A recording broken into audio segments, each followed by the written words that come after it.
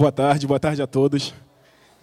É um prazer imenso estar aqui e, ao mesmo tempo, um nervosismo tremendo para falar para essa galera que tem uma história de vida, e não são só projetos, fantástica, né? E eu acho que nada mais do que... Eu acho que a palavra, se eu tivesse que definir isso em uma palavra, está aqui hoje é inspiração.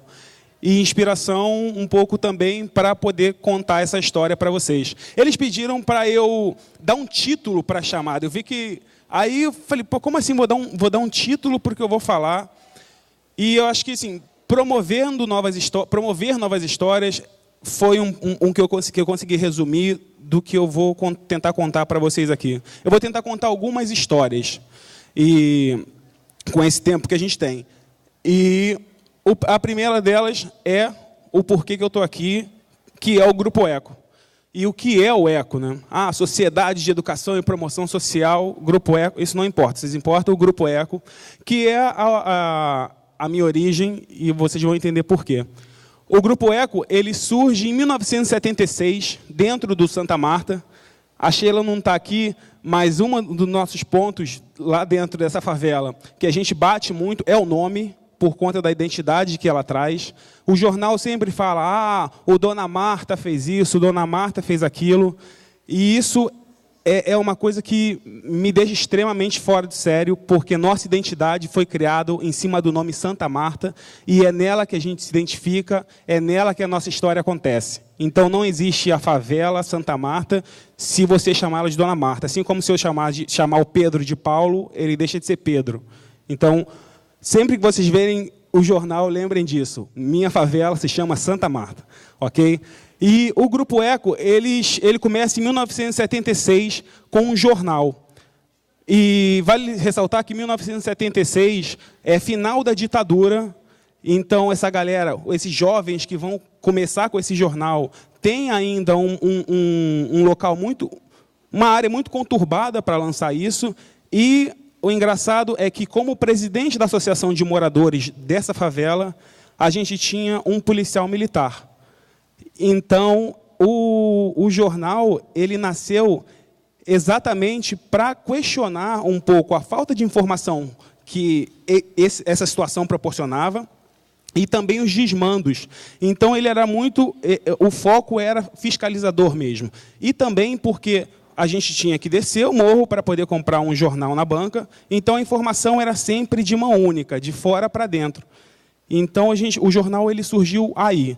A princípio, ele ia se chamar O Sombra, mas a gente começou a fazer umas chamadas pela favela, colar cartazes, só que as pessoas começaram a achar muito estranho isso. Como assim, O Sombra, isso vai pegar mal, isso não vai cair bem, porque o cara é policial e tudo mais.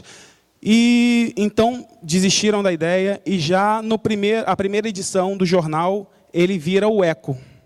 E eu não tenho como não remeter o Eco simplesmente a esse fato de reverberar.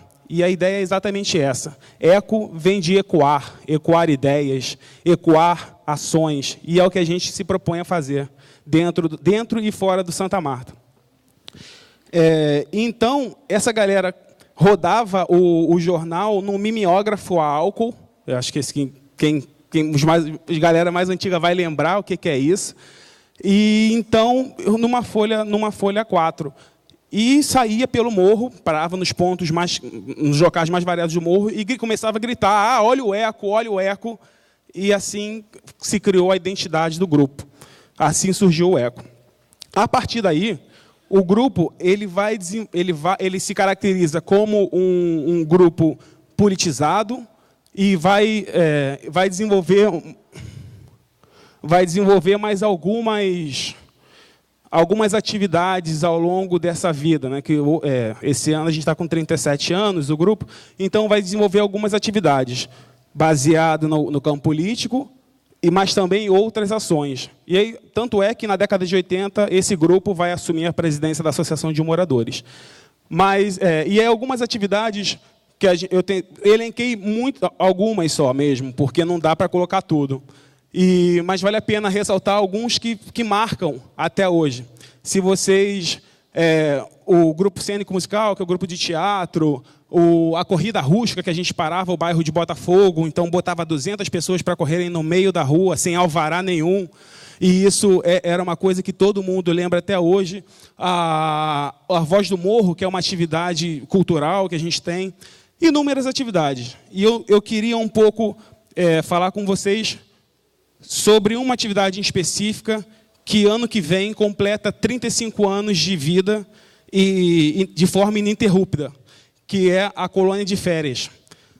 A colônia de férias, ECO, ela é uma atividade que surge um pouco também baseado na falta, um pouco. Porque a história é muito engraçada, é muito legal. Como o Tia falou, eu sou filho do Itamar Silva, que é um dos fundadores do Grupo ECO e também presidente desse grupo. E a história que ele sempre me contou, e a história que ele conta da origem desse grupo é a seguinte: toda vez que você voltar, que ele tinha o período de férias escolares, ele voltava e você tinha redação que você tinha que contar como foram as férias. No meu colégio, a gente chamava de criatividade. Então, escreve a criatividade sobre as suas férias. E lá em 1980, quando surgiu a primeira colônia, a questão era o seguinte: eu venho de uma família que tem 7 irmãos. Eu sou o mais velho.